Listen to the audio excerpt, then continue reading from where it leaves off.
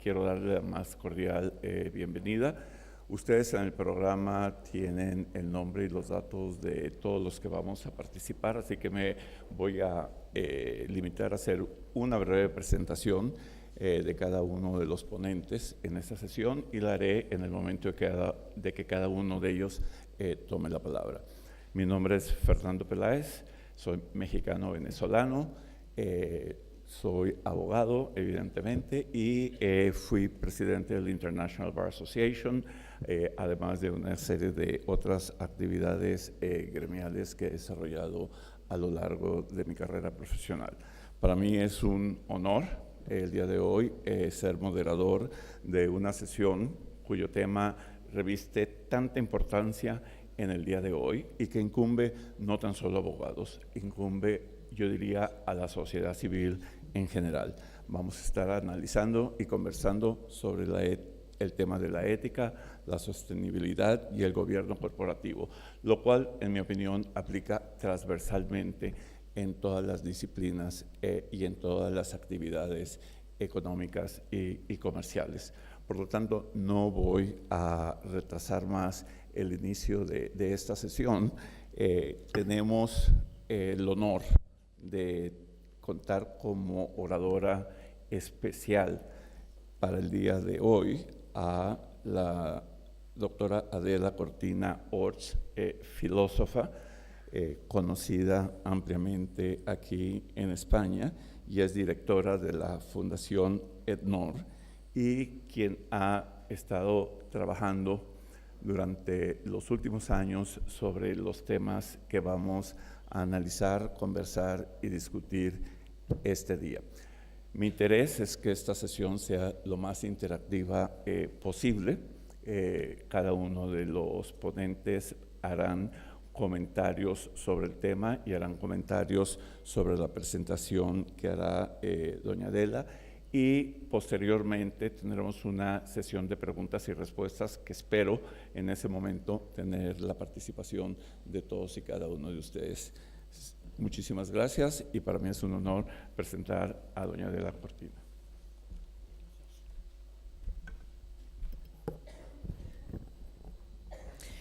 Bueno, muchas gracias y sobre todo muchas gracias a los organizadores de este espléndido congreso por permitirme participar en esta sesión sobre un tema que creo que es de tanta trascendencia, y además aprovecho para dar la enhorabuena a los organizadores porque creo que el congreso está siendo, no solamente es muy necesario, sino que además está siendo un éxito. Pues mi más cordial enhorabuena.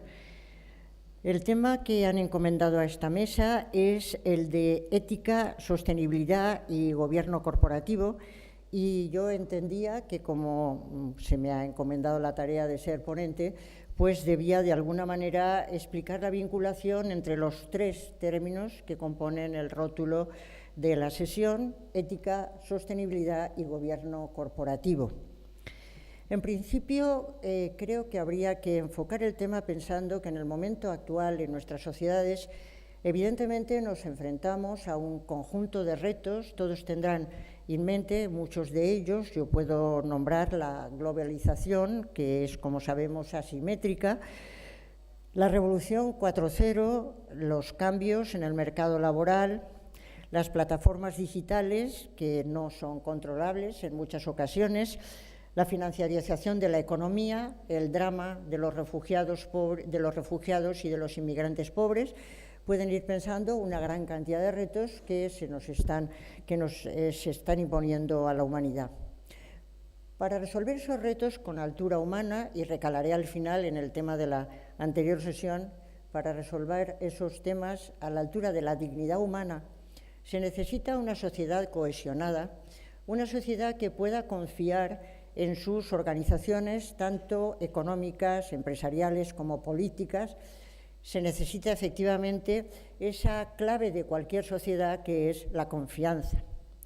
Sin embargo, la confianza está decayendo en todos los países, está erosionándose en todos los países. Queda confianza en algunos sectores, evidentemente, pero está erosionándose sobre todo porque se han producido malas prácticas tanto en el terreno de la economía como en el terreno de la política, que han llevado a crisis graves que han perjudicado a todos, pero sobre todo a los más vulnerables, y han hecho que los ciudadanos y las ciudadanas desconfíen en muchas ocasiones de las organizaciones, tanto económicas, empresariales como políticas. El tema es enormemente grave, porque sin confianza no podemos construir nada, y esa es la razón por la que creo que en estos congresos también tenemos que luchar o trabajar porque esa confianza se recupere, pero la confianza se recupere si las organizaciones son creíbles, porque hay que esperar con razones y confiar con razones. Y me parece esencial en este momento intentar dar razones para la esperanza que cambien la faz de las organizaciones, tanto políticas como económicas. En ese sentido es en el que yo voy a referirme a que creo que para ello es fundamental la tarea del derecho. Se ha dicho, yo soy obviamente jurista, yo obviamente no, pero de todas maneras soy filósofa, que parece que es una cosa un poco alienígena, pero no es tan alienígena porque saben ustedes que es fundamental el derecho, pero también es fundamental la ética. Derecho y ética se complementan. El derecho tiene que tener siempre la complementación de la ética, porque si la ética falla, se puede legislar, se puede regular, pero siempre falta ese punto último de la persona y la organización que están dispuestos a trabajar, aunque las leyes no estuvieran. Ese es el tema que voy a tratar muy brevemente y por eso voy a comentar qué entiendo que es la ética y qué entiendo que es la ética fundamentalmente para la economía y la empresa. Ustedes pueden adecuarla a cualquiera de las actividades humanas, pero creo que en esta mesa es de la economía y la empresa donde hemos de ocuparnos fundamentalmente, en la cual, como ustedes saben, porque sí que son juristas, es fundamental el trabajo de los juristas en el mundo de las empresas, es verdaderamente central. Cuando se produce algún tipo de caso de, por favor, no quiero nombrar la bicha, pero cuando se produce algún tipo de corrupción, no solamente es entre políticos y empresarios, sino siempre hay mediadores que suelen estar en el mundo del derecho. Entonces, el derecho es fundamental para que las cosas funcionen bien en estos terrenos, pero es fundamental también la ética.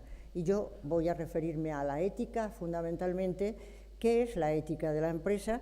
Y empezaré diciendo que la ética de cualquier actividad humana, sea la política, la educativa, la sanitaria, la ética de cualquier actividad lo que intenta es que esa actividad alcance las metas por las que en una sociedad cobra sentido y legitimidad. Cualquiera de las actividades sociales tiene un sentido, cualquiera de las actividades tiene una legitimidad que la sociedad le otorga porque pretende alcanzar unas metas que son valiosas para esa actividad. Piensen en cualquiera de ellas, pero yo voy a hablar de la empresa en este momento. La política sería el bien común, evidentemente. En el caso de la empresa, ¿cuál es la meta de una economía y una empresa? Y empezaré por decir que la meta de la economía es, como dice el Premio Nobel de Economía Amartya Sen, ayudar a crear buenas sociedades. La meta de la economía es ayudar a crear buenas sociedades. ¿Por qué? Porque a fin de cuentas la economía es la que puede proveernos de un conjunto de bienes, de un conjunto de bienes que son materiales. La economía puede proveer de bienes, servicios, trabajo, bienes que son materiales, pero también bienes que son inmateriales. Cuando la economía funciona correctamente, se da una buena relación de contratos que se cumplen, de alianzas que se establecen, de gentes que se sienten bien tratadas, porque la economía funciona correctamente. No solamente proporciona bienes materiales, sino también proporciona bienes inmateriales que solo la economía puede proveer a una sociedad. Por lo tanto, tiene unas metas que son legítimas y que tiene que intentar alcanzar, y además con buenos medios. En el ámbito de la economía, desde la modernidad, la clave, los núcleos son las empresas. Y saben ustedes que hay todo un conjunto de trabajos sobre la ética empresarial. Yo soy directora de una fundación de ética de la empresa, además de catedrática de ética de la Universidad de Valencia. En esa fundación, si la creamos, es porque pensamos que ética y empresa tienen que caminar de la mano, porque no hay buenas empresas si no son empresas éticas, y la ética tiene que entrar en el mundo económico, empresarial, político y en absolutamente todos los mundos. En ese sentido, ¿qué sería la ética de la empresa de la que venimos trabajando? Muchas gentes decían que son como aceite y agua. Eso es un fracaso de la empresa y eso es un fracaso de la ética, porque si la ética no es capaz de entrar en la política, en la economía, en la enseñanza, ¿para qué sirve la ética? Sino para el mundo de los marcianos. No, tiene que entrar en todas las actividades y entonces la pregunta es, ¿qué es una empresa ética? Saben ustedes que hay muchos trabajos sobre eso, pero yo lo voy a decir muy rápidamente porque no disponemos de tiempo. En principio, una empresa ética es aquella que trata de satisfacer las aspiraciones legítimas de todos los afectados por ella. Las aspiraciones legítimas de todos los afectados por ella. Una empresa la componen los famosos stakeholders y entonces serían tanto los accionistas como los trabajadores, como los proveedores, como el medio ambiente en el que se desenvuelve, como las gentes en las que tienen efectos. Todos estos serían afectados por la actividad empresarial y todos ellos tienen, con respecto a la empresa, unas aspiraciones que son aspiraciones legítimas. La empresa ética es la que trata de satisfacer las aspiraciones legítimas de todos los que están afectados por ella, toda esta gama que acabo de mencionar, y en ocasiones, si la empresa es una gran empresa, puede tener afectados en el ámbito global y no solamente en el ámbito local. Satisfacer esas aspiraciones es una cuestión de ética y es una cuestión de inteligencia.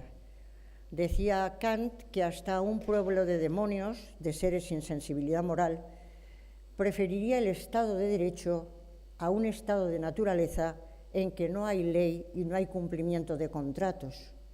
Y añadí algo muy inteligente, con tal de que tengan inteligencia. Los demonios, aunque no tengan sensibilidad moral, con tal de que sean inteligentes, se dan cuenta de que es mejor vivir en un estado de naturaleza, en un estado de derecho, que en un estado de naturaleza, en que a cualquiera le pueden quitar la vida, a cualquiera le pueden quitar el sustento. Con lo cual, tratar de trabajar por todos los afectados de la empresa es una cuestión de ética, de sensibilidad moral y es una cuestión también de inteligencia. Solo los inteligentes tratan de conseguir aliados y no adversarios. Los no inteligentes van intentando desalojar a todos del mercado y al final acaban generando adversarios que están esperando a vengarse a poco que pueden. Con lo cual, los dos elementos son fundamentales, el elemento de la inteligencia y el elemento de la ética. Es necesario intentar satisfacer a todos los afectados en sus aspiraciones, en aquellas aspiraciones que son legítimas. Pero un segundo paso que es central es que lo que no puede ser es que se intenten satisfacer por una mera razón de cosmética. Y yo tengo ya experiencia en muchas charlas que hay siempre alguien del público que pregunta, ¿eso es cosmética o es ética? Porque efectivamente se hacen memorias de responsabilidad social, se hacen memorias de GRI, se hacen una gran cantidad de memorias y las gentes se acaban preguntando si eso es ética o es cosmética. La cosmética tiene muy poca duración, la cosmética se descubre enseguida desaparece y se nota que por detrás lo que había era una piel ajada y no una piel esplendorosa. La cosmética es mala solución y además cuando vienen las malas prácticas produce las crisis, produce la amargura y el desengaño y entonces las gentes vuelven la espalda a ese tipo de organizaciones y se genera una desmoralización en la sociedad que es verdaderamente perversa. No se puede nada más satisfacer las metas de la empresa desde el punto de vista de la cosmética, haciendo muchos esquemas de responsabilidad social, sino que hay que asumirlo desde la ética. Y entonces la pregunta es, ¿y qué sería la impronta verdaderamente ética? ¿Cuál es el momento ético? El momento ético consiste en que la empresa o la política o cualquier actividad humana asume la posición desde dentro, convirtiendo esa actitud en lo que los griegos llamaban ethos. La palabra ethos quiere decir carácter. El carácter es el que se va cultivando día a día por repetición de decisiones y vamos generando un carácter justo o injusto, prudente o imprudente, solidario o insolidario, por repetición de decisiones. Cuando se incorpora en el carácter de la empresa o en el carácter de la política o en el carácter de las personas la actitud de justicia, de benevolencia, de solidaridad, cuando se incorpora en el carácter, no es que no haga falta el derecho, pero es cuando ya se ha asumido realmente y no se actúa solo por temor a la coacción. Conocen ustedes el tema del compliance, el tema del cumplimiento en las empresas, que muchas gentes dicen es un intento de eliminar los riesgos. Bueno, si la empresa lo asume desde dentro, desde su ethos, desde su actitud central, entonces es cuando efectivamente está actuando éticamente. La ética de la empresa tiene que ver con asumir desde dentro que merece la pena trabajar por todos los grupos de interés, satisfacer sus elecciones, satisfacer sus aspiraciones por una razón de prudencia y por una razón, y ahora digo la otra palabra fundamental, por una razón de justicia. La ética siempre tiene que ver también con la justicia y no solamente con la coacción externa, con lo cual, cuando unimos los dos elementos, justicia y carácter, estamos entrando claramente en el terreno de la ética. Y esa es la manera de asumirlo desde una empresa que pretende efectivamente servir a todos. Por si no me diera tiempo a decir al final lo que voy a decir ahora, se hablaba en el panel anterior de la dignidad humana. Evidentemente, la empresa que intenta ser ética y la economía que intenta ser ética es la que intenta trabajar en pro de la dignidad humana, que sigue siendo la clave de justicia de cualquiera de nuestras propuestas. La dignidad humana, y recuerdo la famosa formulación del imperativo del fin en sí mismo, de la fundamentación de la metafísica de las costumbres, que dice así: obra de tal manera que trates a la humanidad siempre en tu persona como en la persona de cualquier otro, siempre al mismo tiempo como un fin y nunca solamente como un medio. Obra de tal manera que trates al otro y a ti mismo, en la persona, siempre al mismo tiempo como un fin y nunca solamente como un medio. Esa es la base de la dignidad humana y efectivamente ocurre, por desgracia, que confundimos demasiadas veces la dignidad con el precio. Hay quienes confunden el valor con el precio. La cuestión no es fijar a las personas un precio, sino respetar su dignidad, porque son valiosas por sí mismas. Y también la naturaleza, que es valiosa por sí misma, y hay que respetarla, hay que cuidarla, porque es vulnerable. Cuando nos encontramos con ese modo de actuar de un tipo de empresa, la pregunta es, ¿pero hoy en día es posible que la empresa y la economía estén al servicio de las personas? Y la respuesta es sí, porque hay una larga tradición que nos avala y que nos ayuda en ese terreno. Y yo quisiera recordar en esa tradición las palabras en principio de Kofi Annan, que fue secretario de Naciones Unidas, que en 1999, en el Foro Económico de Davos, que es efectivamente un foro económico, presentó aquel famoso Pacto Mundial, que era un pacto mundial que se lanzaba para distintos sectores de la sociedad, y lanzó ese pacto con las siguientes palabras: elijamos unir el poder de los mercados con la autoridad de los ideales universales. Elijamos reconciliar las fuerzas creadoras de la empresa privada con las necesidades de los menos aventajados y con las exigencias de las generaciones futuras. Se trataba de unir economía, los grandes avances técnicos y los grandes avances económicos, con los grandes valores universales que son la tradición que tenemos desde la Ilustración, que son los valores de libertad, de igualdad, de solidaridad. Se trata de unir los dos elementos. Y como recuerdan, el Pacto Mundial llevaba aparejados la defensa de 9 tipos de derechos, al que se añadió después un 10º, que sería el de no implicarse en prácticas de corrupción. Existe el esquema del Pacto Global, pero en el año 2005, poco de tiempos después, John Ruggie lanzó aquella famosa propuesta cuando se le encomendó el tema de ocuparse de empresa y derechos humanos, y la cuestión es, se necesita un espacio especial para tratar la empresa y los derechos humanos, porque las empresas pueden dañar y violar los derechos humanos en los países desarrollados y más aún en los países en desarrollo. Se necesita una dimensión especial que trate de empresa y derechos humanos, y recuerdan que Raggi lanzó aquella famosa idea de proteger, respetar, remediar. Los estados de derecho, que es lo mejor que hemos descubierto desde el punto de vista político, junto con las unidades transnacionales como la Unión Europea, los estados nacionales tienen que proteger los derechos humanos, pero las empresas también tienen que respetar los derechos humanos, porque no se trata de decir que se les invita a respetar, sino que deben respetar. Los derechos humanos debe respetarlos cualquier ser humano, cualquier organización, cualquier institución y cualquier entidad.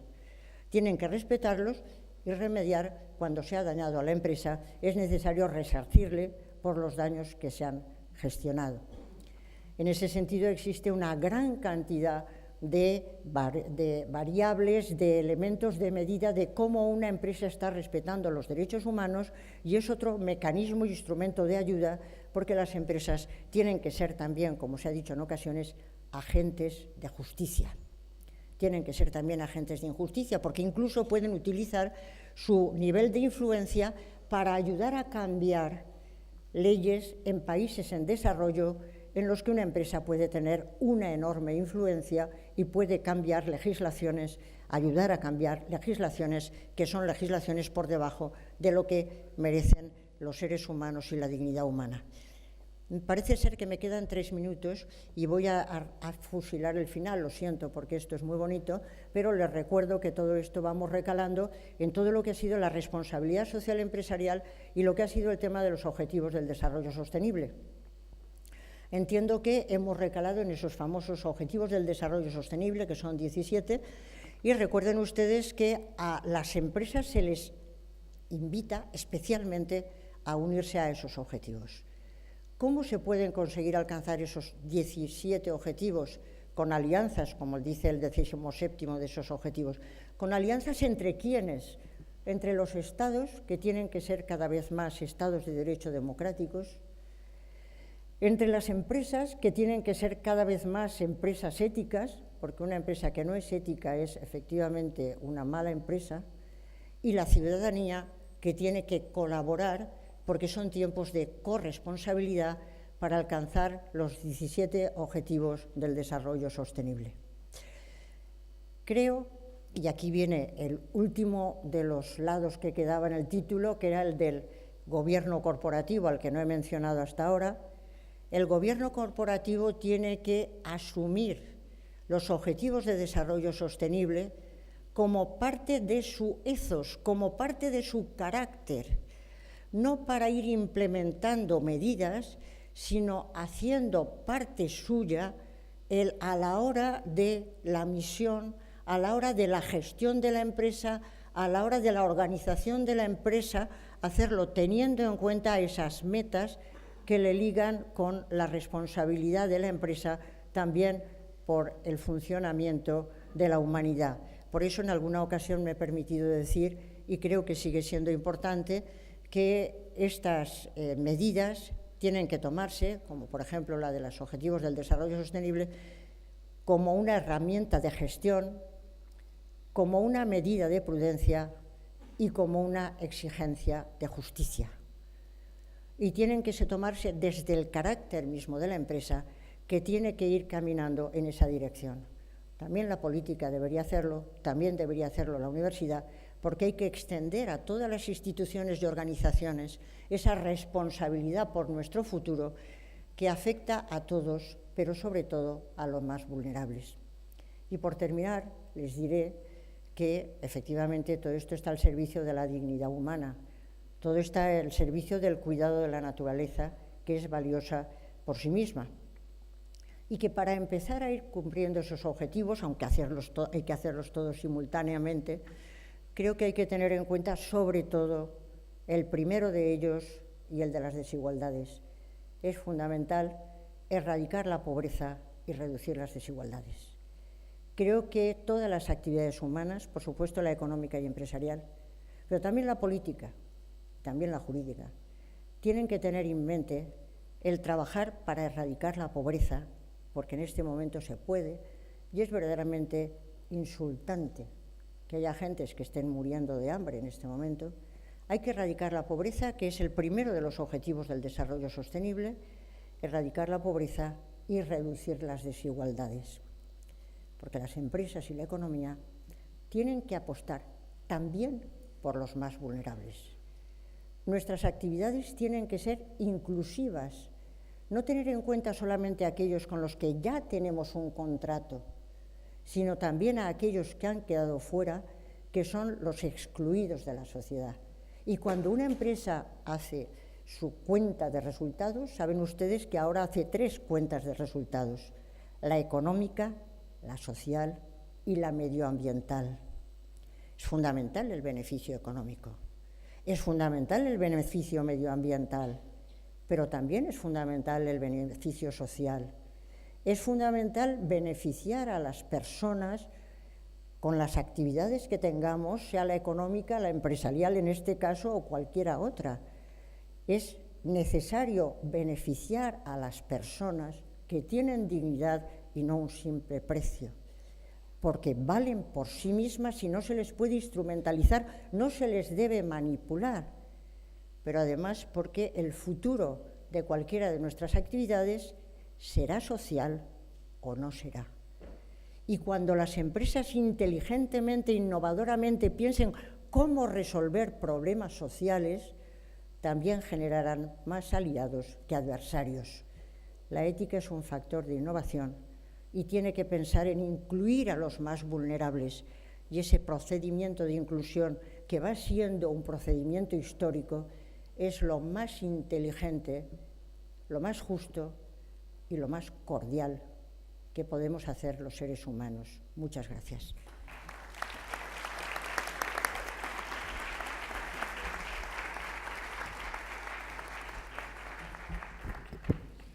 Muchísimas gracias a doña Adela Cortina por las excelentes palabras que nos dirigió.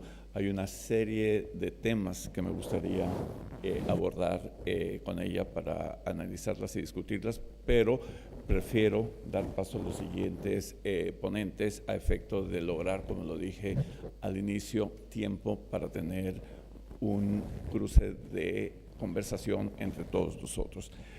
En segundo lugar, quiero invitar a Jonathan Goldsmith. Jonathan Goldsmith is from the UK. He's a lawyer and he has been involved with the legal profession for a good number of years. Jonathan was the Secretary General for the CCBE, which is the organization that brings together all the bar associations and law societies from the European community. He knows pretty well the legal market, the professionals, and he understands perfectly well how lawyers should play in defense of the different subjects that we are discussing, how we can be the best players and gatekeepers on this. So I would like to invite Jonathan to give us his views. Thank you very much, Fernando. As you see, there are 3 gentlemen with white beards on the panel, so I'm the one who only speaks English. And so to give you a break, I've got some slides you can look at instead of at me. After that wonderful introduction through philosophy, I will try single-handedly to rescue the reputation of my country for pragmatism. As you know, my country has gone mad in these last few years, and speak very practically about how what we have heard by way of the introduction, ethics, corporate governance, apply to lawyers. So what has given rise to the connection between lawyers and corporate governance? And it has been a series of scandals which we all know very well. And because I will be brief, I will go very briefly through them.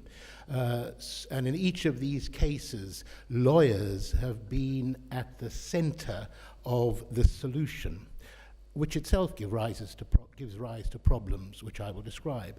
So we had the Enron scandal at the beginning of the 2000s, which was largely a financial scandal, as you know, and ended up with the bankruptcy both of Enron and Arthur Andersen, or the end of Arthur Andersen.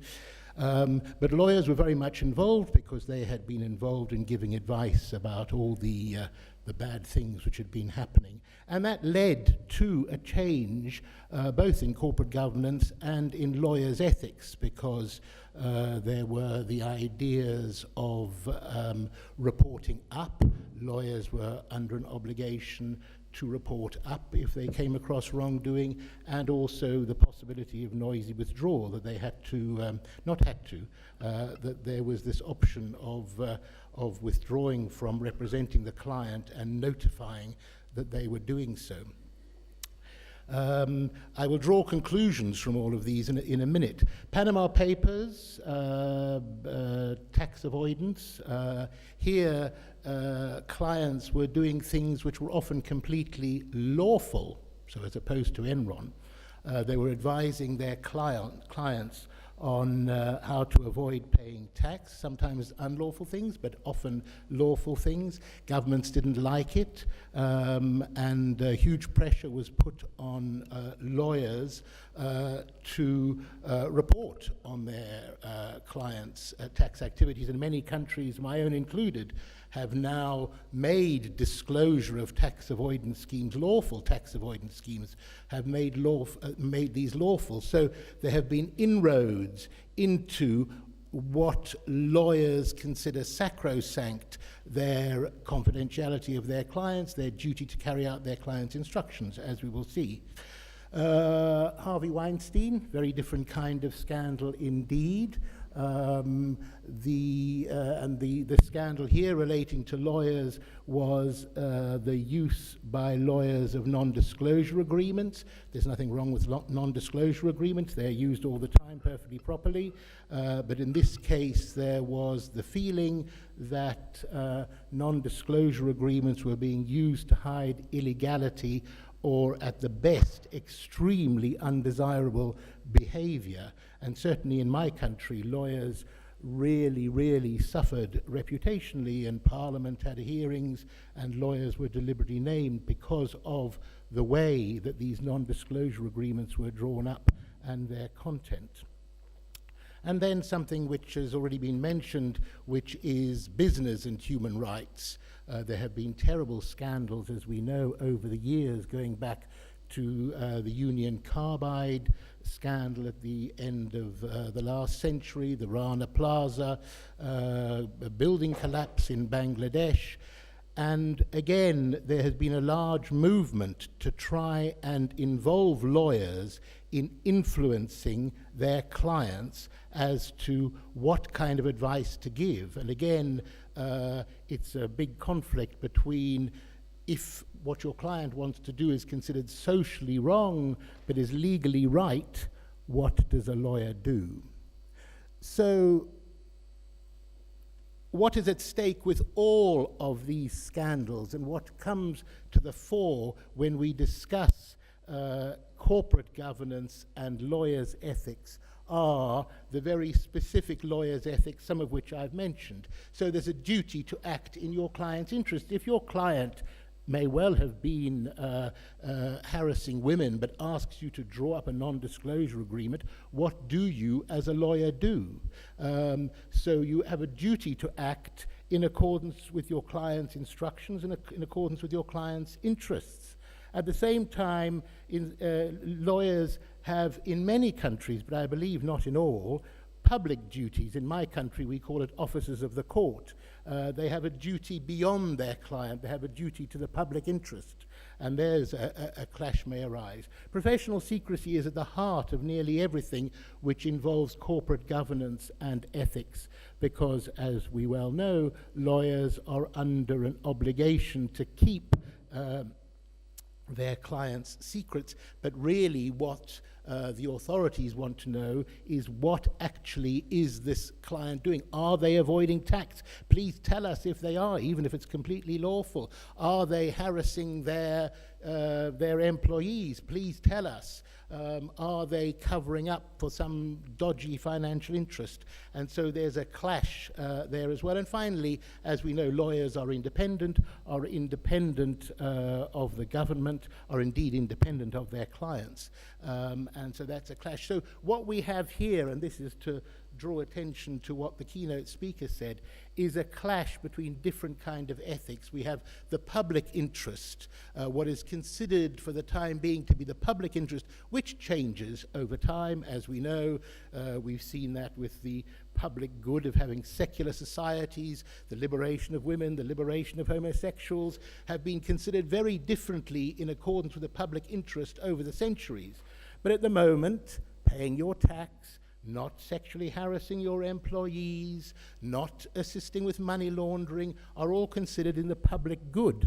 I'm not saying that they're not, but I'm saying that is what is currently considered, and lawyers are placed in this awkward position of they're exactly between a conflict between the public good and their own professional ethics, which have been in existence for sometimes for centuries. And at the heart of it all, as I say, is professional secrecy, and what I've put down there, the justice. If the legal system is to work properly, a full and safe disclosure is necessary from clients. There's a big difference in the way that companies and lawyers are treated, because in many countries, in-house counsel, who will be the principal lawyers who will be advising a company, are not considered members of the bar. So in Spain, where we are, they are permitted to be members of the bar. In the United Kingdom, where I come from, they are permitted to be members of the bar. There's not much of a problem then. But if they're not members of the bar, clearly the lawyers' ethics no longer apply to them, and also they can then be regulated by outside bodies which are not lawyers' bodies. And in my own country, there's just been a conflict about whether the financial authority should also regulate in-house lawyers, and in fact they will not, and the bar succeeded in its struggle to say, no, we regulate lawyers, not you. But there is a big difference then in how lawyers and ethics will be dealt with by companies, depending on whether the country permits in-house lawyers or not. In Europe, the countries are divided about half-half each, and those which do not permit in-house lawyers, in fact, consider them not to be sufficiently independent to be members of the bar. These are all huge issues which I am racing through rather quickly, because I know that our chairman here would like the speakers to be brief. And I've come to my final slide.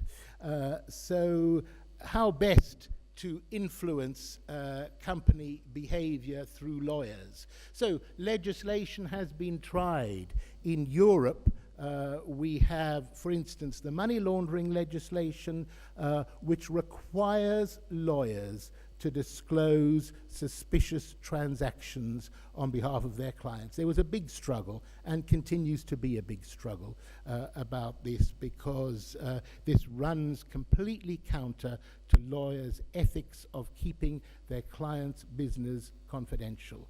Nevertheless, there was legislation about it. If you look at the statistics, though, you will see a different tale. You will see that the number of lawyers who do report on their clients in European countries is, by and large, with some exceptions, extremely low, like 8 or 9 reports a year. And even in countries where there is mass reporting of suspicious transactions like my own, there continues to be mass money laundering. As you know, London is known as the money laundering capital of the world. The property prices are rising very high, but we have the strictest money laundering legislation. Our chairman is looking at his watch. I have come to the end. My final message is that cooperation is better than legislation. Thank you.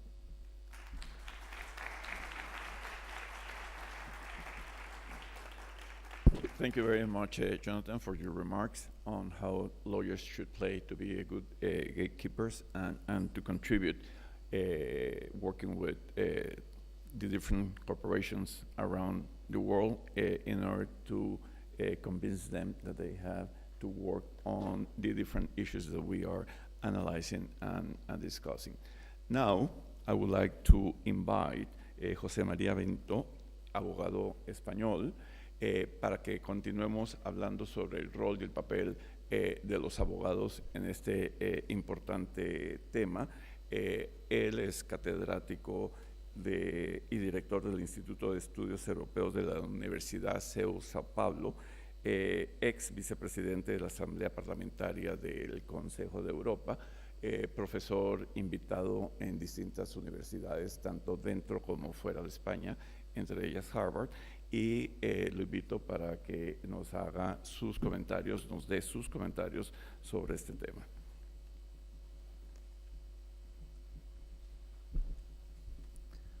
Muchísimas gracias, querido Fernando, y un gran placer estar en esta mesa con todos los panelistas y, por supuesto, con todos ustedes en este congreso en el que estamos celebrando pues, un momento histórico importante. Hemos hablado del templo del derecho, hemos hablado del Estado de Derecho, de la rule of law, de los derechos fundamentales, y mañana tendremos esta ceremonia tan emotiva, verdaderamente de darle el premio en defensa de los derechos y del Estado de Derecho al rey de España, Felipe VI. A todos los que vienen de fuera, darles la bienvenida más cordial posible y gracias por estar hoy con nosotros. Bueno, yo tenía preparado un papel, pero voy a ser, creo, más eficaz y más directo si me dirijo a ustedes con los argumentos principales de lo que quería exponerles. Mi papel se llama Ética, propósito y rentabilidad, la responsabilidad pública de las empresas, y voy a empezar leyéndoles a ustedes unos párrafos breves de una carta que ha causado sensación. La carta que ha dirigido en enero de este año nada más y nada menos que Larry Fink, el que es el presidente fundador, director ejecutivo del mayor fondo global, BlackRock, que ha dirigido a los directivos de las empresas en las cuales ellos invierten. Carta que ha tenido en Davos, pues también un enorme debate, pero que vale la pena que nos fijemos en las cosas que está diciendo para apercibirnos de hasta qué punto está cambiando la conciencia sobre la empresa, el mundo de los negocios y los temas que estamos tratando. Larry Fink dice: el mundo depende de ustedes. Está dirigiendo a los directivos de las empresas en las que invierten todo el mundo, para adoptar y defender un enfoque a largo plazo en el negocio. En un momento de gran disrupción política y económica, su liderazgo es indispensable. En todo el mundo, afirma Fink, la frustración a causa de años de salarios estancados, el efecto de la tecnología sobre los trabajos y la incertidumbre en relación con el futuro han avivado la ira de la población, el nacionalismo y la xenofobia. Como respuesta a esto, varias de las democracias líderes del mundo han caído en una desgarradora disfunción política, aumentando la frustración pública en lugar de apaciguarla. Angustiada por los cambios económicos fundamentales y la incapacidad del gobierno para brindar soluciones duraderas, la sociedad está esperando cada vez más que las compañías, tanto públicas como privadas, aborden asuntos sociales y económicos apremiantes. Estos asuntos van desde la protección del medio ambiente hasta la eliminación de la desigualdad de género y racial, entre otros. Avivada en partes por las redes sociales, la presión pública sobre las corporaciones aumenta con mayor rapidez y llega más lejos que nunca. Las compañías, apunta algo recelosamente Fink, no pueden resolver todos los asuntos de importancia pública, pero hay muchos, desde la jubilación hasta la infraestructura y la capacitación de los trabajadores para los trabajos del futuro, que no pueden resolverse sin la ayuda del liderazgo corporativo. Bueno, yo creo que esta carta ha puesto el dedo en el centro de la cuestión, que es hasta dónde debe llegar la responsabilidad pública de las empresas en el momento en el cual estamos hoy en el mundo. Ya no basta el gobierno corporativo, ya no basta la responsabilidad social corporativa, que son dos desarrollos distintos, técnicos. El gobierno corporativo viene del mundo anglosajón y en realidad está basada en la teoría del principal y el agente, es decir, en el momento en el cual se produce la separación entre la propiedad y los ejecutivos, los accionistas o los propietarios muy disueltos en las grandes compañías anglosajonas y el ejecutivo o los ejecutivos, cómo resolvemos los problemas de relación entre principal y agente. Esta es la respuesta central, este es el problema al que el gobierno corporativo quiere dar respuesta. Cómo alineamos los intereses de los diferentes accionistas, de los propietarios, respecto al objetivo de los ejecutivos. Y todo ello en una perspectiva que es, todavía hoy, maximizar el valor del accionista. Seguimos repitiendo, en las escuelas de negocio todavía aparece, y en las informaciones económicas sobre las empresas, todavía el objetivo principal es rentabilidad, maximización del valor del accionista. Bueno, Larry Fink dice, esto, desde luego, en este momento no basta. Ya sabíamos que no bastaba y, de hecho, ha habido una enorme tendencia, responsabilidad social corporativa, para que seamos conscientes, las empresas, la sociedad, de que, por supuesto, la empresa no tiene solo el objetivo de la eficiencia en el valor para los accionistas, ni la rentabilidad.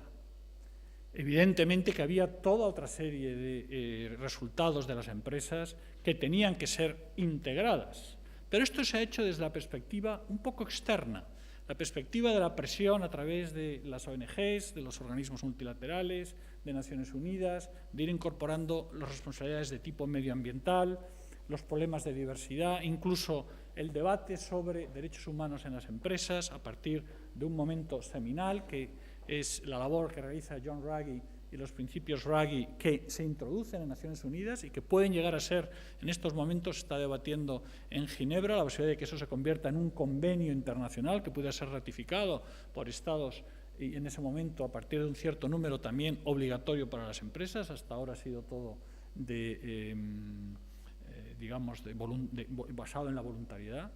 Bueno, tenemos el gobierno corporativo, tenemos la responsabilidad social corporativa, tenemos también una tradición que proviene de Centro Europa, Alemania, Suiza sobre todo, pero también Francia, que es el tema de los stakeholders, de la responsabilidad respecto a aquellos círculos con los cuales la empresa tiene una responsabilidad inmediata. En primer lugar, sus propios empleados, y ahí entran todos los temas relacionados con conciliación, diversidad, desigualdad interna, trato justo, etcétera, y los otros círculos, órbitas en las que vive la empresa.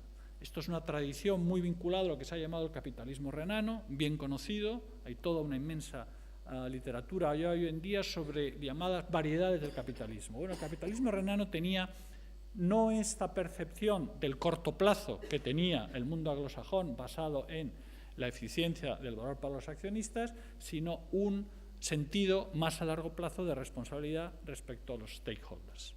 Bueno, por tanto, tenemos estas tres líneas. El gobierno corporativo que ha ido evolucionando y ha salido también de esa estricta referencia a la teoría del principal y el agente, y cada vez ha ido preocupándose más por, primero, hay tipos de accionistas muy diversos.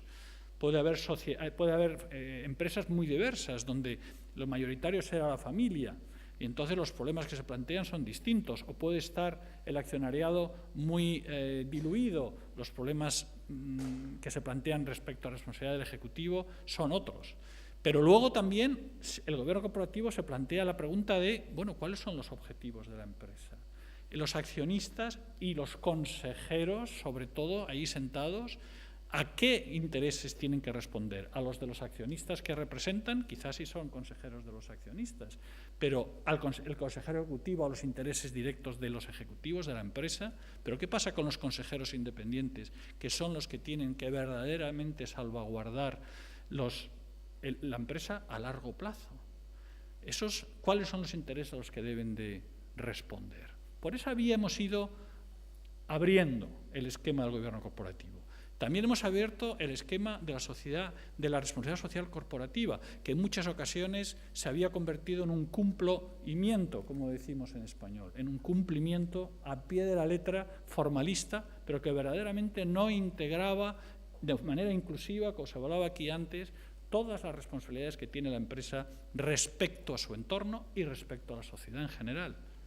Y en estos momentos estamos en esta tercera situación, de manera tan clara en alguien que es representativo casi del capitalismo contemporáneo más puro, BlackRock, que nos dice, sin propósito, sin el largo plazo, sin tener en cuenta las responsabilidades públicas de la empresa no podrá ser sostenible y la empresa no podrá tener éxito. Rentabilidad y propósito van unidas. Rentabilidad, propósito y responsabilidad social van unidas. Se trata de ir incluyendo estos objetivos, estas responsabilidades, dentro de lo que hace también la empresa. Y la empresa es mucho más que una generación de rentabilidad económica. Ya, si empezáramos ahora a discutir qué es valor, ya entraríamos en esa discusión. El valor es puramente económico. ¿Cómo definimos valor y generación de valor en una empresa? Inmediatamente tenemos la relación social y la relación pública. Acabo quizá con un contraste respecto a lo que era la teoría tradicional. Saben ustedes, en Adam Smith hay una teoría de los sentimientos morales, pero Adam Smith sigue manteniendo la idea de que únicamente el amor propio, el interés privado, el interés es el que va a generar prosperidad. En el liberalismo clásico, digamos, de Bernard de Mandeville, famosa fábula de las abejas, incluso él llega a decir, vicios privados son los que van a generar prosperidad. Una cierta paradoja, porque generan lujo, porque generan deseo de riqueza, deseo de avaricia. Bueno, hoy estamos justo exactamente en el mundo contrario. Si algo nos hemos dado cuenta, y gracias Larry Fink, es que sin propósito a largo plazo, sin responsabilidad social y sin responsabilidad pública, la empresa tampoco sobrevivirá. Muchas gracias.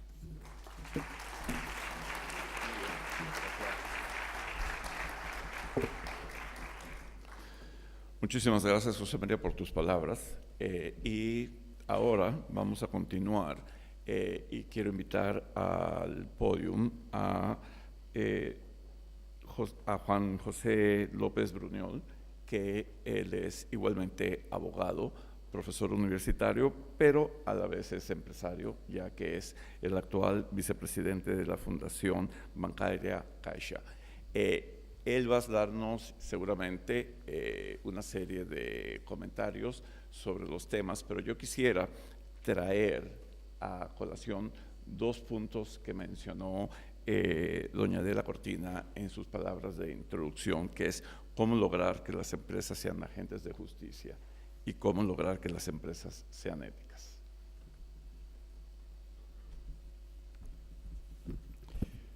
Buenos días, muchas gracias. Agradezco al Congreso su invitación. Estoy contento de compartir mesa con ustedes. Cuando me enfrenté con el título Ética, Sostenibilidad y Gobierno, pensé, al lado de catedráticos, al lado de pensadores, ¿qué puedes decir tú? En definitiva, no hablo por mi condición de vicepresidente de la Caixa, sino por lo que he sido durante toda mi vida, que es notario, 44 años, 38 de ellos en Barcelona. Miren ustedes, les contaré de entrada una anécdota que yo creo que centra el tema y conecta perfectamente con lo que han dicho mis antecesores. Sería poco antes de la muerte de Virginia Woolf que fue a visitarla a John Keynes. Era una tarde de domingo, fue solo porque los del grupo de Bloomsbury no aceptaban a la mujer de Keynes. Hablaban y de repente Keynes le dice a Virginia Woolf, ¿sabes qué pienso? Que en el siglo XIX, pese a sus barbaridades, el sistema capitalista funcionó porque nuestros padres, aunque no eran creyentes, practicaban las virtudes cristianas. A lo cual, al cabo de un tiempo, Virginia Woolf contestó, Pues es posible. En definitiva, la religión era un vehículo de transmisión de algunos valores. ¿Cuáles? La honradez, el respeto a la ley, la fidelidad a los contratos, la laboriosidad, la austeridad y el ahorro. Cuando se planteó la crisis del año 2008, yo lo tuve muy claro. Primero, no es una crisis mundial, es una crisis de Occidente. De una manera descarnada, yo decía, es una crisis de los blancos. Y en segundo lugar, no es una crisis del mercado, mentira. Es una crisis de mercaderes, es una crisis de personas, es una crisis de conductas, es una crisis de actitudes. ¿Por qué? Porque si el beneficio es el beneficio estrictamente a corto plazo y no se persigue una planificación normalmente industrial a largo plazo, la cosa decae absolutamente. Miren ustedes, yo no tengo ningún antecedente familiar, ni empresario, ni economista. Todo este mundo lo he visto única y exclusivamente a través de la perspectiva de notario. Y las empresas las divido en dos clases. Uno, las que tienen dueño. Dos, las que no tienen dueño. Entendiendo por dueño cuando es un propietario o un grupo de accionistas que puede imponer un proyecto como mínimo a medio, sino a largo plazo. Un proyecto de crecimiento orgánico, luego volveré sobre ello. Porque si no existe este propietario, si no existe este que impone un proyecto a largo plazo, ¿en manos de quién queda? Queda en manos de los directivos, y ahí, por Dios, no voy a generalizar. Legiones habrá de directivos que han cumplido fantásticamente, que han hecho crecer a las empresas.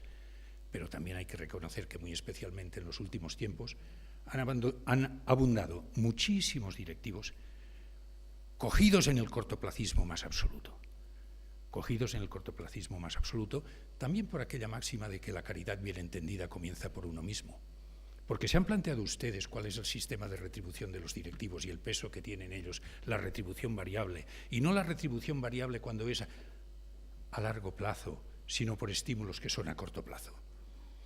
En este caso, ¿qué es lo que prospera? ¿No se han preguntado ustedes nunca por qué los grandes despachos de abogados tienen una sección que es fusiones y adquisiciones? ¿Por qué ha prevalecido el crecimiento inorgánico al orgánico? ¿Por qué ha prevalecido el criterio de la fusión y la adquisición por encima del crecimiento de la empresa en sí misma? Porque vamos a ver, crecimiento, pero el crecimiento es ilimitado. Nosotros podemos llegar a 3 metros.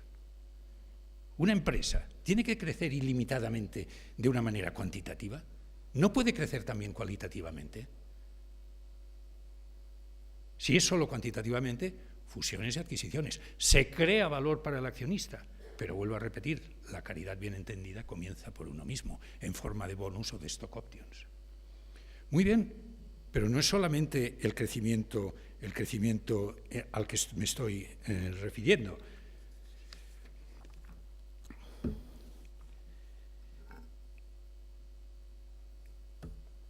La expresión coloquialmente de cortar el jamón es muy posible que ustedes la hayan oído en algunas ocasiones.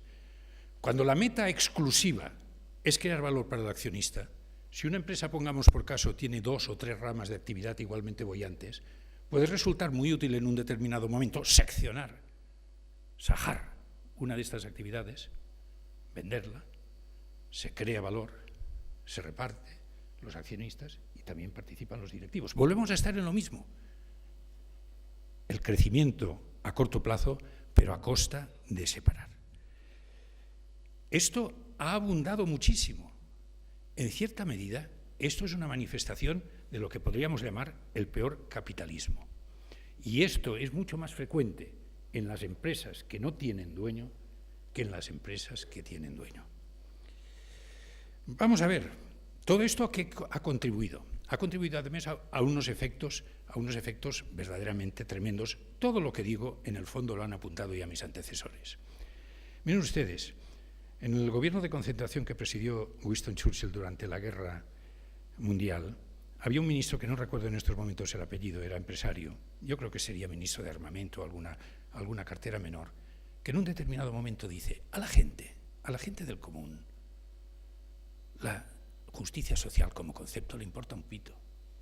A la gente lo que le importa es la igualdad. La gente lo que no tolera es la desigualdad brutal. Ustedes se han planteado nunca por qué los sueldos de muchos grandes directivos no los conocemos nunca. Ustedes se han planteado incluso la razón por la que hay estas indemnizaciones absolutamente sorprendentes en el momento en que se interrumpe la relación de alguno de estos directivos con alguna compañía. Esta sensación de desigualdad capta en la gente. Claro que y se siente maltratada, la sensación de desigualdad. Pero es que a la vez todo esto es paralelo de la erosión de las clases medias. Y entonces, si las clases medias se ven disminuidas en su posición social, si el sentimiento de desigualdad, miren ustedes, no voy a decir el nombre, pero muchos de ustedes lo conocerían, un empresario francés, hace pocos días yo le pregunto, oye, lo de Francia es muy serio, ¿verdad?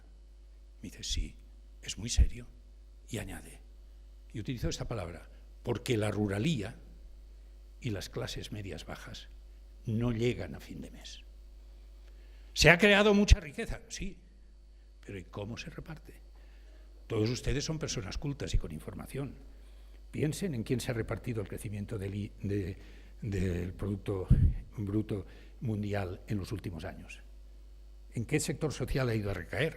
Entonces, claro, con esta sensación de desigualdad, con esta erosión de las clases medias, que vuelve al populismo, que son soluciones sencillas para problemas verdaderamente complejos.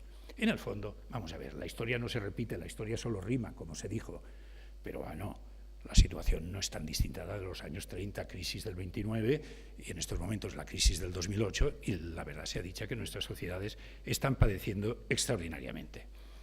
Entonces, frente a esto, y voy a terminar porque seguramente me estoy alargando demasiado, ¿cómo se corrige esto? ¿Se corrige con la ley? Mire, voy a correr el riesgo de repetir una cosa que pienso desde hace igual 30 o 40 años, y decirlo delante de una catedrática de ética es muy aventurado. Pero para mí, ¿qué es el derecho? El mínimo de ética que se impone coactivamente para que no andemos por la calle a bofetadas. Pero el derecho no sirve, no puede por sí mismo articularlo todo. Como no haya un comportamiento ético, como no haya unas actitudes cuyo origen está en otras motivaciones, la sociedad no funciona. Miren ustedes, yo he estado en el Consejo de Administración de una entidad financiera. Quizá exagero un poco, pero yo les diría que durante años la mitad del tiempo de los consejos de administración se nos iba en temas de regulación. Esto tampoco es normal. Y muchas veces con espíritu crítico te planteas, pero ¿y esto de verdad de la buena? ¿Sirve para algo? Sí, para algo servirá, pero no se cambia a través de la ley. Ha de haber una recuperación de algunos valores fundamentales. Por ejemplo, una cosa que es muy sencilla, el cumplimiento de los contratos. No puede ser que firmes una escritura y que luego, cuando una de las partes exige a la otra una de las prestaciones accesorias, aquella diga, bueno, hablemos. Y cuando dice, no, hombre, es que tú lo firmaste. Y te contesta, pero bueno, una cosa es lo que se firma, otra es lo que se hace en la vida. Claro, cuando una sociedad actúa de esta manera, señores, algo está fallando. El derecho tiene que contribuir, por supuesto que sí, pero vamos a ver, no nos engañemos. Los abogados, por supuesto que les dicen a sus clientes y a sus principales lo que hay que hacer, y los notarios decimos que esta escritura se puede firmar o no se puede firmar. Pero al final yo nunca me he engañado. Los juristas y los economistas somos intendencia. Las decisiones no las toman ni los economistas ni las toman los juristas, las toman los directivos. Termino con un párrafo que resume mucho mejor que yo lo haría cuál es mi pensamiento. Si queremos que el capitalismo dé sus mejores frutos desde todos los puntos de vista, no debemos intentar corregir coactivamente el funcionamiento del sistema, sino regenerar moralmente el entorno en el que funciona.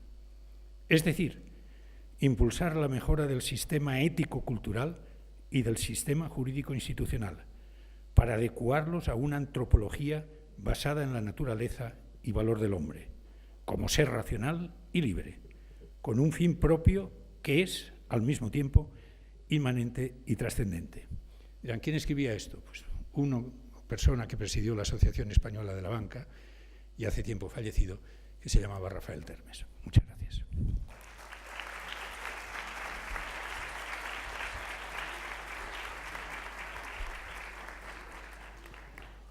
Muchísimas gracias. Excelentes palabras que definitivamente nos mueven a una reflexión bastante profunda y nos podríamos pasar aquí el resto de la tarde analizando lo que usted subrayó con lo que han subrayado doña Adela y los demás ponentes. Ahora quiero invitar al podium a la doctora Cecilia Sosa.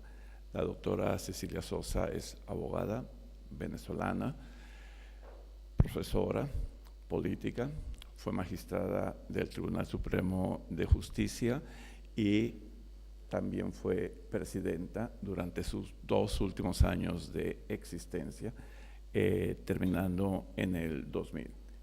La doctora Sosa tiene una gran experiencia y ha trabajado muchísimo el tema que nos lleva, que incluso tiene interés en hacer ciertas reflexiones sobre la ética que rige la relación entre el Estado y la empresa privada en el contexto de los derechos y obligaciones constitucionales de las partes.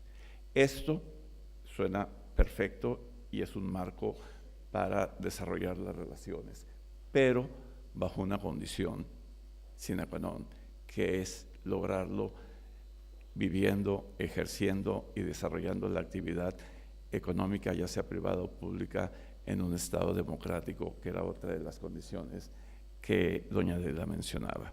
Gracias. Bueno, en primer lugar, agradezco la invitación a este magno congreso y compartir con Adela Cortina, a quien admiro hace muchos años por su constancia y por transmitir ideas sobre la ética y mover muchas personas en el mundo de su importancia. Igual a los ponentes que me acompañan en el panel, por supuesto a ustedes que ya la hora debe estarle apremiando. Yo voy a tratar 3 puntos bastante concretos. En primer lugar, quisiera hacer una reflexión sobre la realidad político-social de Estado-empresa. En segundo lugar, destacar y dejarles la sensación o la propuesta de que creo que hay un cambio en la relación entre la ética y el derecho, en el sentido de que esa relación entre el Estado y la capacidad empresarial, las empresas privadas, se ha transformado en lo que yo llamaría un constitucionalismo ético, que las empresas deben advertir. Y en tercer lugar, hacer algunas reflexiones sobre que los ciudadanos piensan, creo que hay que ponerles un poco de atención, en que los vicios que ellos le exigen suprimir al Estado también se lo están exigiendo a las empresas. En el primer punto, lo que quería destacar es que hay una inversión definitivamente en la relación tradicional entre política y economía, entre Estado y derecho y entre también lo público y lo privado. Muchas veces los abogados hemos introducido términos como privatización, que eso genera de alguna forma como, entonces eso quiere decir que lo que le toca al Estado ahora lo va a hacer la empresa privada y van a destruir lo que es el patrimonio. O sea, muchas veces desde el derecho hemos generado una animadversión de alguna forma a que la empresa privada realice actividades dentro o que son funciones originariamente del Estado, pero que puede perfectamente desarrollarlo. Ahora, ciertamente se ha producido también un debilitamiento en el papel normativo del derecho. Estamos atrasados en relación al desarrollo, tanto desde el punto de vista, digamos, de la dinámica social y política, y también así ese debilitamiento ha estado acompañado de la pérdida de la fuerza, de la representatividad del Estado. También hay una modificación institucional porque el Estado siempre ha pensado que es el que controla las políticas del mercado. Y todos hoy sabemos que pareciera que muchas veces esa situación también está invertida. Hay una crisis, y creo que algunos de los ponentes lo han señalado, en la capacidad regulativa del Estado, una especie de mantenimiento tradicional en relación a la actividad y relación entre empresa privada y empresa del Estado, y hay como una dualidad entre el Estado nacional y el carácter global que tienen los poderes económicos.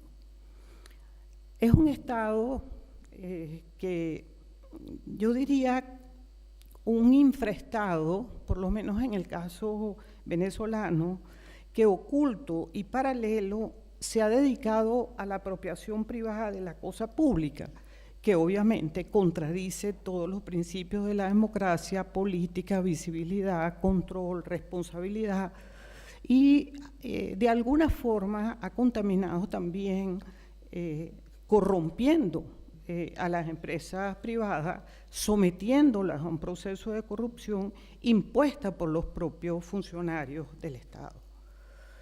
El segundo punto que quería tratar puede parecer un poco ilusión de un abogado, pero yo creo que tenemos que aceptar que debemos avanzar y pasar de la concepción clásica de Estado de Derecho a una concepción más actual de Estado constitucional y contaminar con el criterio de Estado constitucional no solamente al Estado que sigue la referencia anterior, sino también a la empresa y a la actividad empresarial.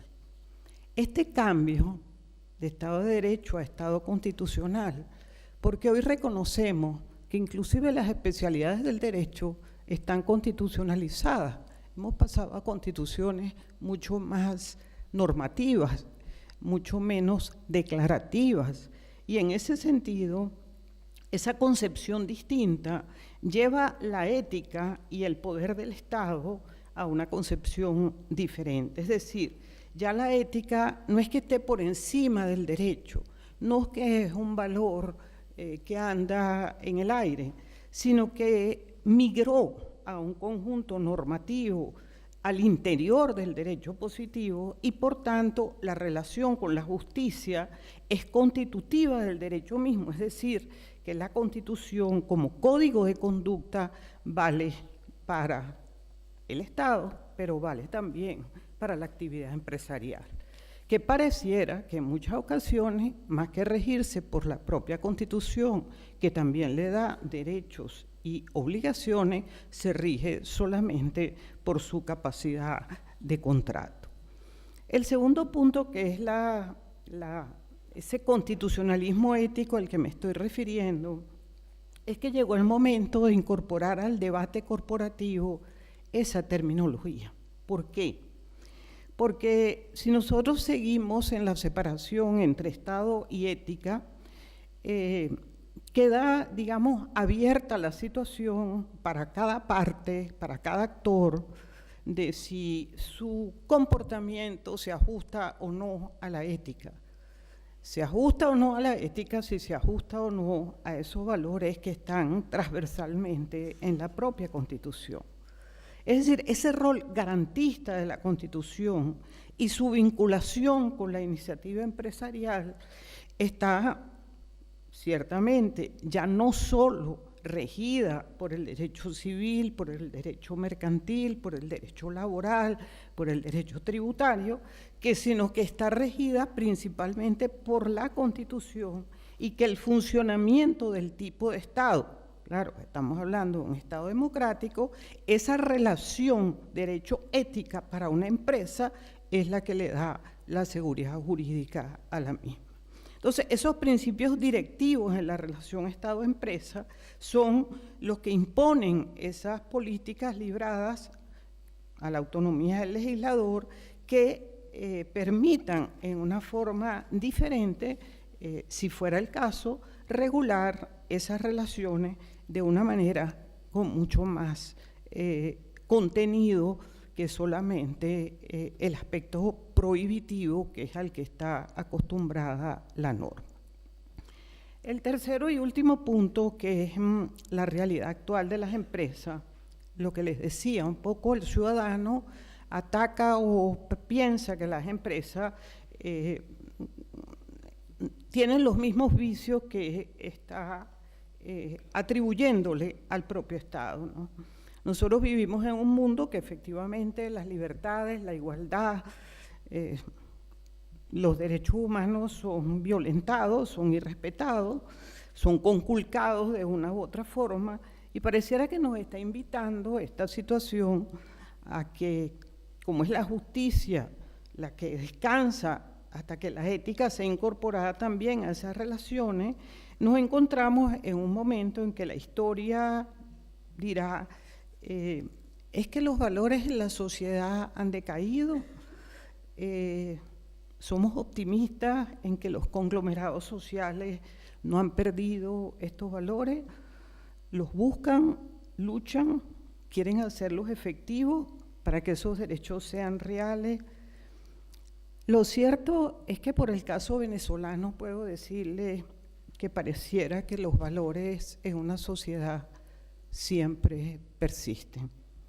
Y lo digo porque esos valores son los que han impulsado precisamente el recuperar la libertad, la igualdad, la justicia, y ha sido la búsqueda precisamente de la ética, de la solidaridad, de la corresponsabilidad ciudadana.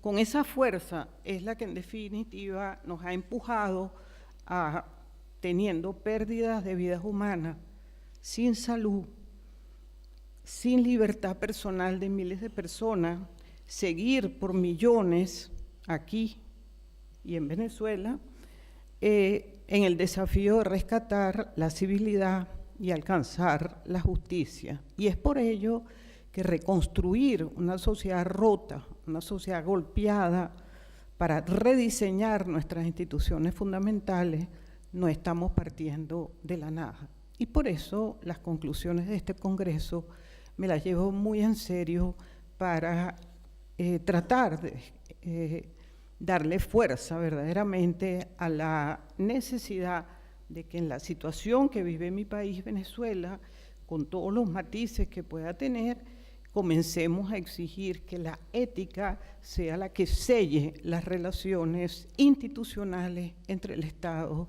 y la empresa privada. Entonces, esa necesidad de que la empresa privada también mire a su alrededor, que también le incumbe el bien común, esa empresa privada que coadyuve igualmente en el restablecimiento del valor de la ética, necesariamente es la que va a producir que se produzca o que se genere un planteamiento absolutamente extraordinario que tiene que ver con implantar un sistema de justicia sólido, independiente, autónomo, para que esas relaciones entre el Estado y la empresa privada se conduzca y mantenga dentro de los parámetros éticos a los que hemos hecho referencia.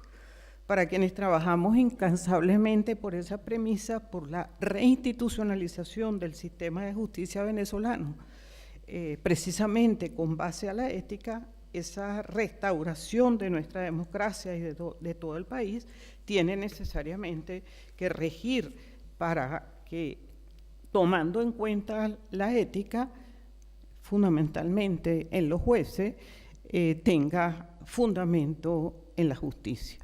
Por tanto, termino con unas palabras tomadas de la presentación de la profesora Cortina, que ella invocaba la economía como el término para ayudar a crear buenas sociedades. Yo creo que aquí la economía, para ayudar a crear buenas sociedades, permite atribuirle el mismo objeto al Estado que a la empresa, que tiene por objeto precisamente crear buenas sociedades. Muchas gracias.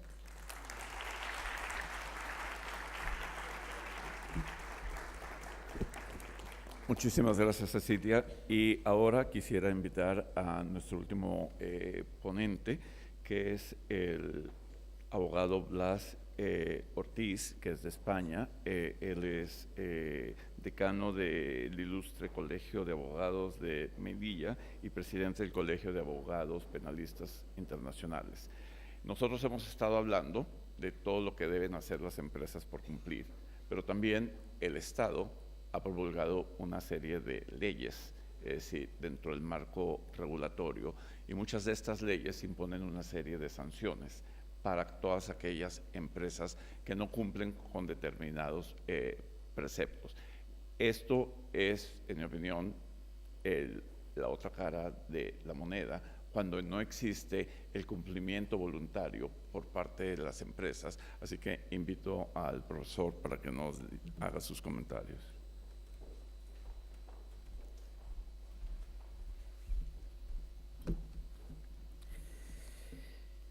Buenas tardes ya.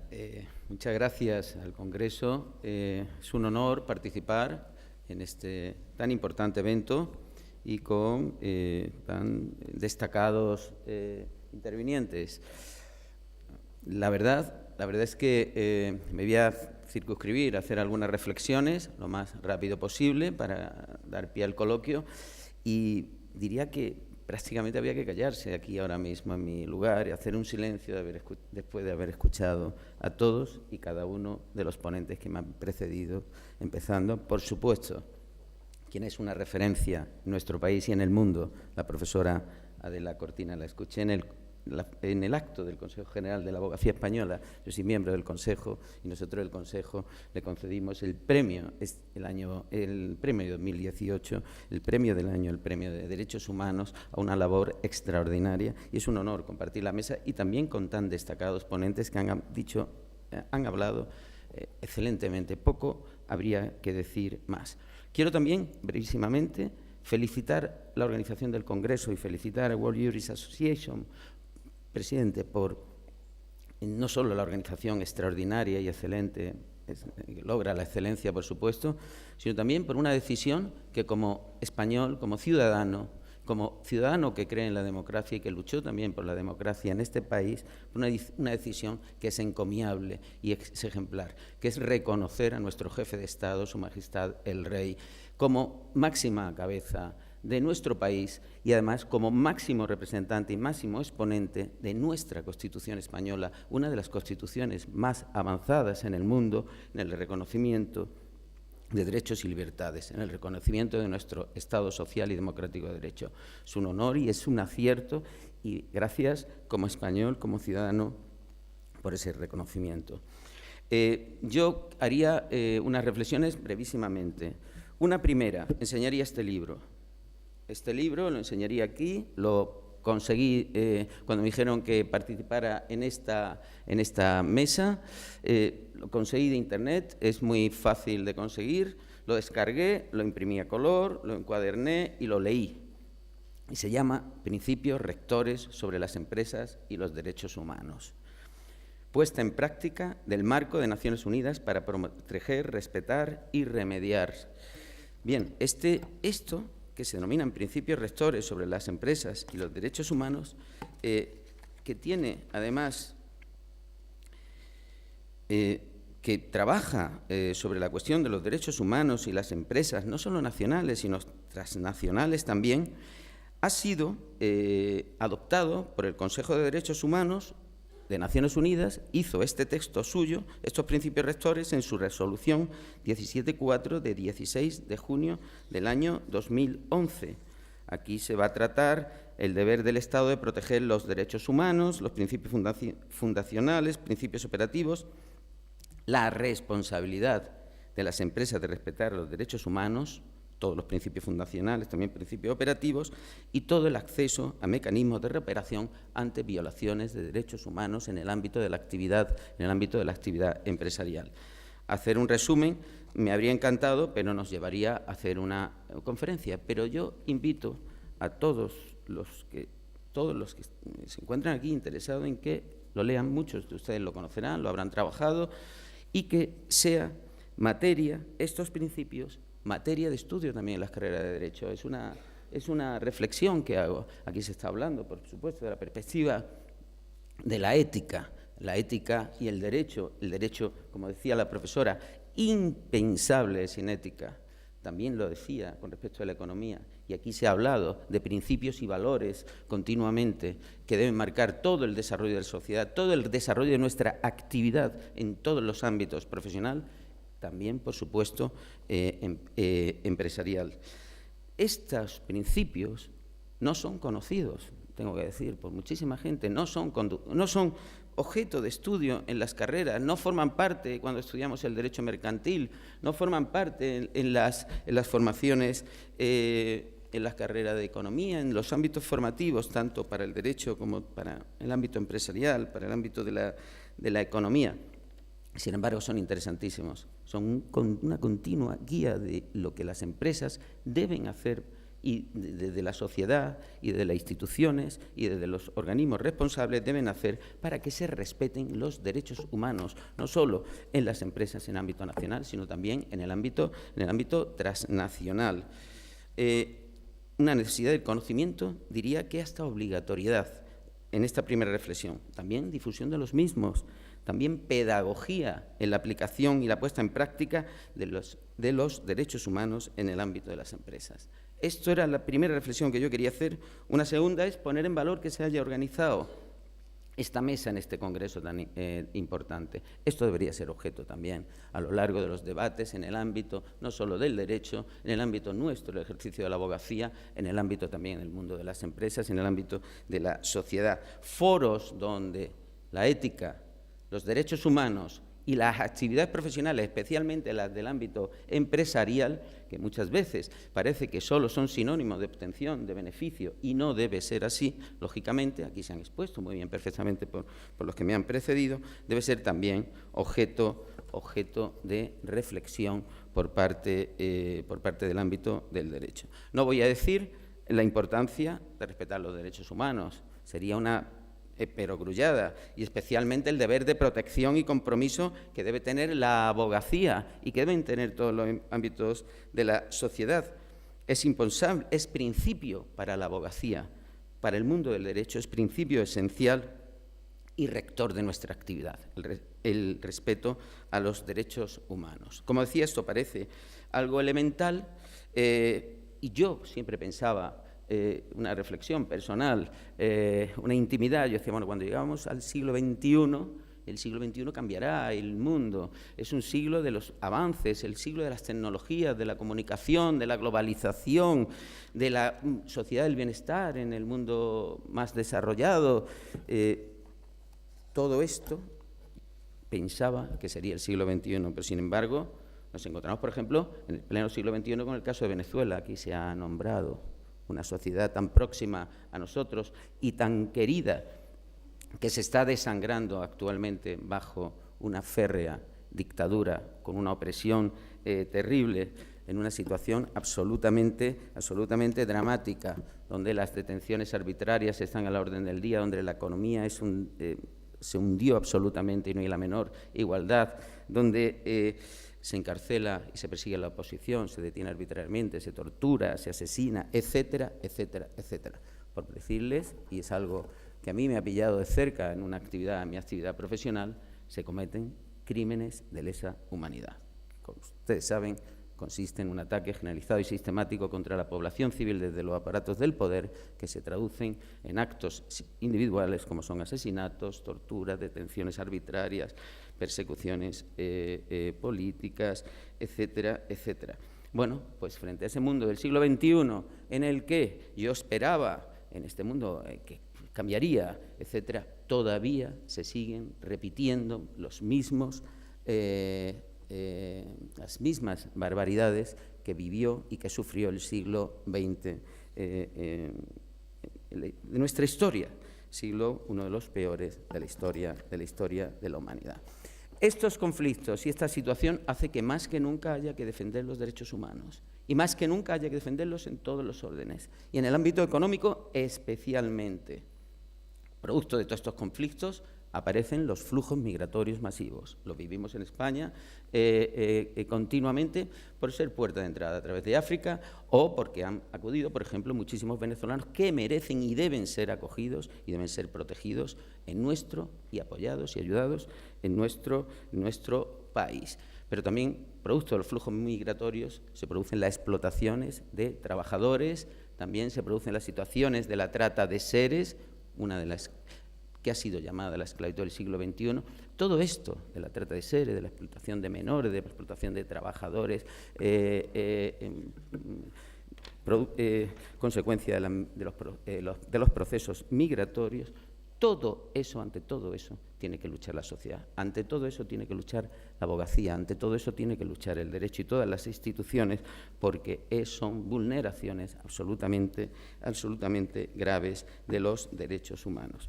Yo no les voy a decir, resumiendo, que los valores éticos y el respeto a los derechos humanos tienen que estar en toda la actividad económica. Esto tiene que ser algo básico y esencial. Ha sido dicho aquí por los predecesores.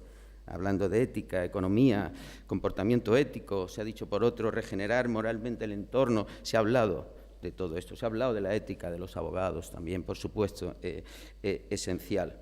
Pues bien, respetar los derechos humanos, esencial en la actividad económica. No explotar a los seres humanos, especialmente y cuidar y proteger a los seres más vulnerables, menores, que son explotados también, trata de seres, como les decía, etcétera.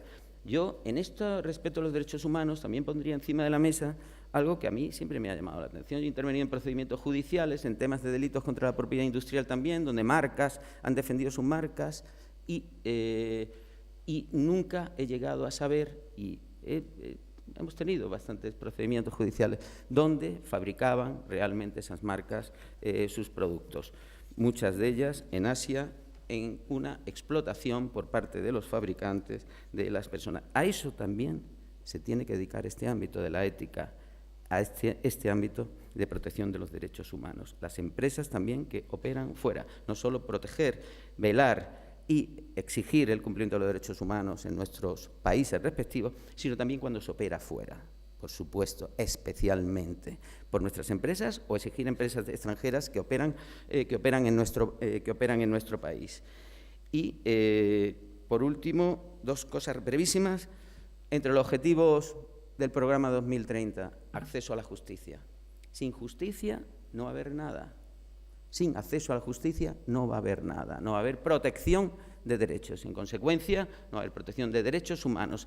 Nosotros, desde el Consejo General de la Abogacía Española, en el ámbito de los objetivos y de la Agenda 2030, reivindicamos el acceso a la justicia y reivindicamos el acceso a la justicia gratuita, igual que todas las personas tengan posibilidad de acceder a la justicia. En el ámbito de la justicia también, en todo este mundo de protección de derechos humanos, que se potencien los tribunales penales internacionales para todas esas violaciones tan gravísimas en el ámbito internacional, esos crímenes internacionales tan terribles que siguen hoy cometiéndose en muchos lugares del mundo, encuentren respuesta en el ámbito del derecho. Ese es el objetivo 16, que busca sociedades pacíficas, justas e inclusivas, que busca en la Agenda 2030 paz y justicia. Y acabo ya, de verdad. Reivindicar también aquí un derecho humano, porque sin ese derecho humano no hay posibilidad de conseguir, desde mi punto de vista, absolutamente nada. El derecho humano a la paz. Decía Kelsen que la paz es nuestra tarea política principal. Lo decía Kelsen, en la paz por medio del derecho. Sin paz, diría yo, y digo, y pienso, sin paz no habrá la menor sociedad justa. Sin paz no habrá el menor reconocimiento de los derechos humanos. Nada, muchas gracias.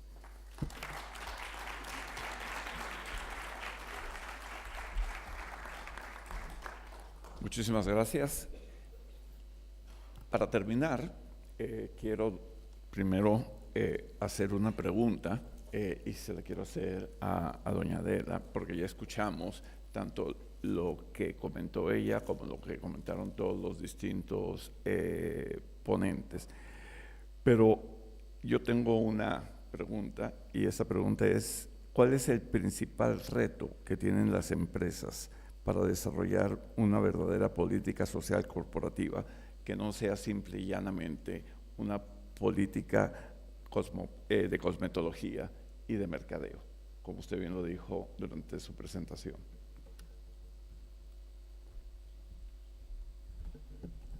Bueno, muchas gracias por una pregunta tan importante. Yo quería contestar brevemente haciendo un pequeño recorrido de cómo en la fundación que yo presido, que hace 27 años que la creamos, y la creamos entre académicos y empresarios, porque pensamos que había que fomentar una ética de la empresa para que las sociedades fueran buenas sociedades con buenas empresas, y nos uníamos empresarios y académicos para pensar la ética de la empresa desde dentro de la empresa, no desde el despacho de la universidad, sino desde dentro de la empresa, cómo se pueden vivir esos valores y cómo se puede hacer. Hace 27 años nuestro llamamiento fue la ética es rentable para las empresas. Si no hubiéramos dicho eso, no hubiera venido nadie. Entendimos que en cuanto hablábamos de rentabilidad iba a apuntarse todo el mundo. Afortunadamente los tiempos han cambiado y ha evolucionado mucho el tema de la responsabilidad social y de la ética de la empresa. Y hoy en día, efectivamente, ya estamos hablando de empresa y derechos humanos, de pacto global. Se van incorporando una serie de elementos que ahora ya no hace falta esos llamamientos y esas zanahorias para que se acerque el empresario, sino que ya existe la conciencia de que efectivamente el ámbito de la empresa tiene que ser no solamente de repercusiones medioambientales, económicas y sociales, y eso ya afortunadamente está instituido. El lenguaje de la ética de la empresa y de la responsabilidad social está ya en todos los manuales, está en todos los libros. Lo que nos pasa siempre es que hay que pasar de las declaraciones a las realizaciones, obviamente, pero no solo en la empresa, sino en los derechos humanos, que ya tienen 71 años de historia y todavía están los pobres bastante mal tratados. Hace 2 años celebramos el 25 aniversario en Valencia y entonces quisimos ejemplificar o escenificar cómo creemos que tenía que funcionar la empresa ahora, y para eso invitamos a 3 personas, al presidente de la Generalidad, a un empresario muy boyante valenciano y al presidente de una organización social, de una organización cívica. La idea era la que les quiero transmitir ahora. Las empresas no pueden ir adelante si no es trabajando con corresponsabilidad y sinérgicamente con el poder político y el poder ciudadano. Hoy en día no vamos a poder hacer frente a ninguna situación si no están juntos el poder político, el poder ciudadano y el poder económico. Las empresas tienen que contar también con un Estado, como decía yo antes, a poder ser democrático de derecho, que es el que efectivamente puede promocionar una empresa justa, porque si el Estado no es un Estado democrático de derecho, puede ser el mundo de la corrupción todos los días, y creo que lo tenemos claro. Por eso las empresas tienen que ayudar a que se forme un serio Estado democrático de derecho. El Estado democrático de derecho tiene que ayudar a las empresas que cumplen con su tarea desde el punto de vista económico, social y medioambiental. Tiene que haber ahí una sinergia, y la ciudadanía tenemos que reclamar que las empresas trabajen con esa triple idea, y sobre todo promocionar a las empresas que lo hacen bien. Porque si a los ciudadanos no nos interesa quién está trabajando, pensando en todos sus grupos de interés, trabajadores, etcétera, etcétera, al final la empresa que trabaja éticamente se siente desfondada. Es tiempo de sinergias, es tiempo de corresponsabilidades, es tiempo de que se unan los 3 tipos de poderes y que trabajen corresponsablemente. Y todos ellos tienen que trabajar con esa cosa tan maravillosa que tenemos los seres humanos, que es la razón, pero con una razón que yo hace tiempo vengo llamando razón cordial, porque decía, como ustedes saben, decía Pascal, que conocemos la verdad no solo por la razón, sino también por el corazón. Y yo creo que conocemos no solo la verdad, sino sobre todo la justicia.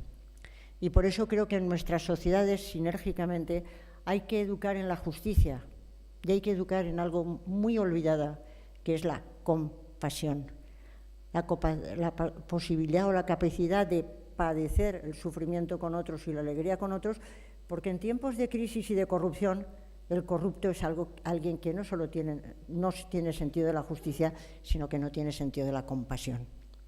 Educar en la justicia y en la compasión en nuestras sociedades es fundamental, y meterlo en las empresas y en la política y en la vida cotidiana. Creo que es la única manera de asegurarse el éxito. Muchas gracias.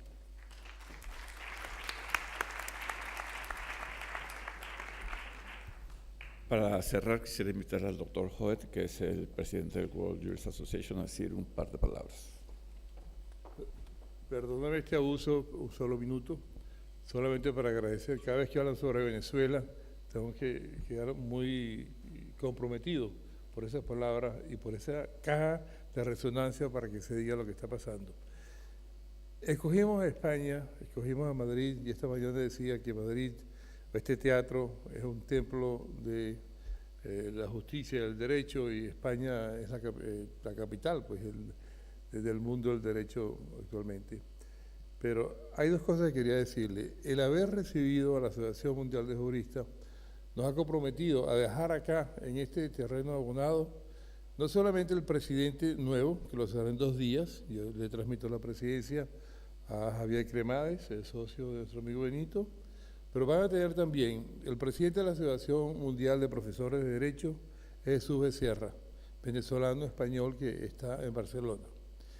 Creamos también, porque faltaba, porque aquí en esta asociación se hablaba de derechos humanos y se confundían con los derechos políticos, con política y no derechos humanos. Ahora no, ahora se habla claramente de lo que pasa en cualquier país donde haya una de estas atrocidades como la que está pasando en Venezuela.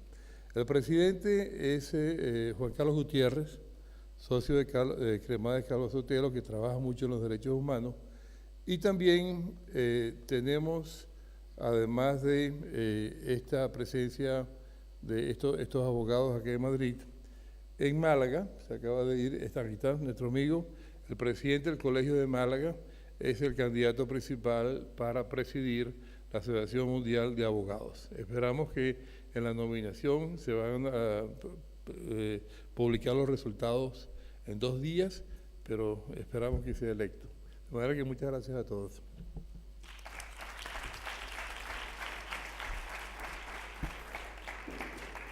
Muchísimas gracias a todos por acompañarnos y sobre todo muchísimas gracias a todos los miembros del panel por las excelentes anotaciones, por los excelentes comentarios y por haber desarrollado un tema que reviste tanta importancia hoy en día. Muchas gracias.